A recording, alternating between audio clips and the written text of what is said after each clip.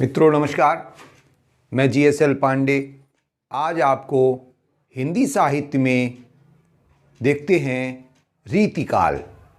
रीतिकाल एक ऐसा काल है जिसमें कि जिसके नामकरण में और उसके भागों को हम देखते हैं। नामकरण में किसी ने उसे श्रृंगार काल कहा, किसी ने रीतिकाल कहा, किसी ने आभूषण काल कहा, किसी ने श्रृंगार काल कहा। ये अनेक प्रकार से लोगों का विचार रहा।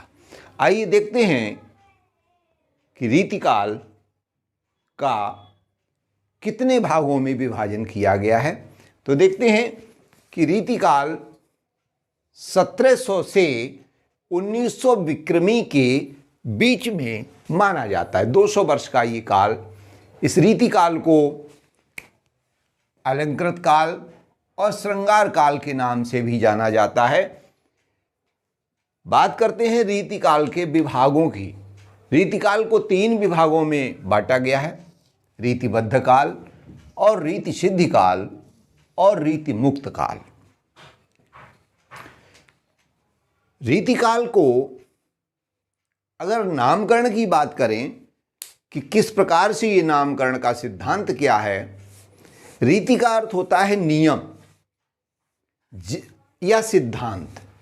जिस काल में भाषा के नियमों या सिद्धांतों पर ज़्यादा चर्चा की गई वो काल रीतिकाल कहा गया। लेकिन एक ऐसा कवियों का समूह भी है कि जो श्रृंगारिक रचनाएं करता रहा, इसलिए इसे श्रृंगार काल कहा गया। श्रृंगारिक रचनाओं में की भरमार है इस कालखंड में। इसी प्रकार से अलंकृत काल इसलिए कहा गया क्योंकि अलंकारों की भी इसमें छटा बिखेरी गई है। इस प्रकार से ये नामकरण हुआ।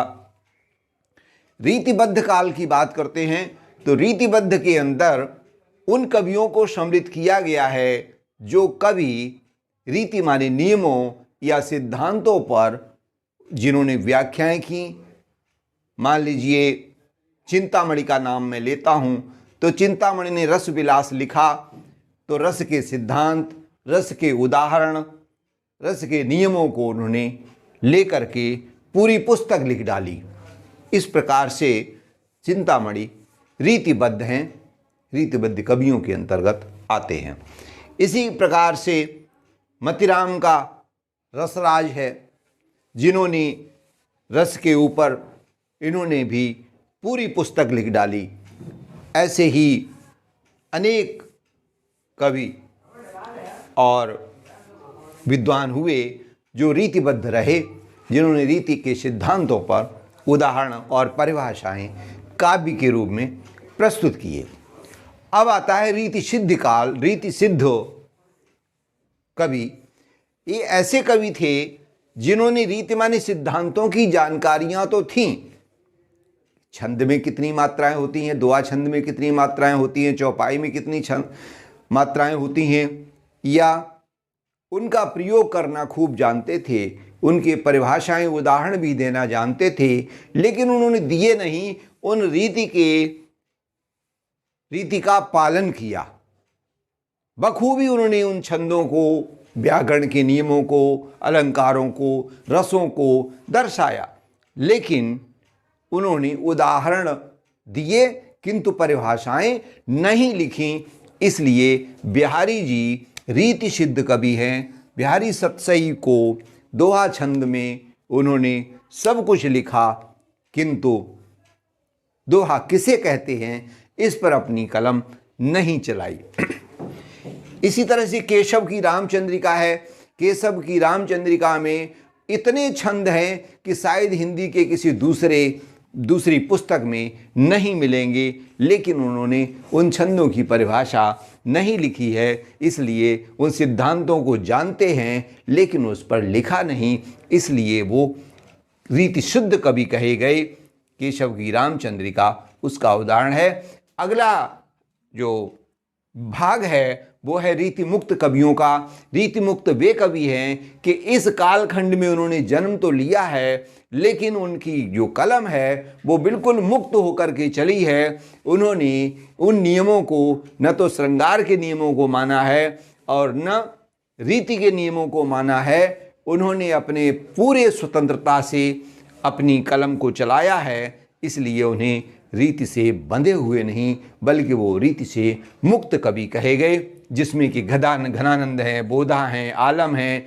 ये ऐसे कवि हैं, उनकी रचनाएं भी सम्मुख लिखी हुई हैं। घनानंद का पदावली है, बोधा का इश्कनामा है और आलम का आलम केली है। इस प्रकार से ये कवि रीति मुक्त कवि हैं। तो रीतिकाल को 3 भागों में बांटा गया है, रीतिबद्ध और रीति सिद्ध और रीति मुक्त। तो ये विशेष रूप से यह श्रृंगार काल के रूप में प्रसिद्ध है। ये 1700 से 1900 विक्रमी के बीच का जो कालखंड है, इसमें अधिकतर कवि ऐसे कवि हुए जिन्होंने श्रृंगार से परिपूर्ण वियोग या संयोग श्रृंगार से जुड़ी हुई रचनाएं की हैं। बिहारी जैसे कवियों ने तो श्रृंगार की गंगा बहा दी है और इस प्रकार से ये रीति काल है। रीति काल में अनेक कवि हुए हैं जिनको मैं एक ट्रिक के माध्यम से देख सकता हूँ कि ये एक ट्रिक है। संक्षेप में कवियों के नाम हैं कि केशा विहारी चिंतामय हुए, रसमति भूषण सा जस कहाँ, कुल नृप देव घन रसलीन, भिखारी सा पदम कहाँ। ये संक्षेप में कवियों के नाम हैं। केशा का मतलब केशवदास हैं, बिहारी जी हैं, चिंतामणि हैं और रसलीन हैं, मतिराम हैं, भूषण हैं और जसवंत सिंह हैं। इसी प्रकार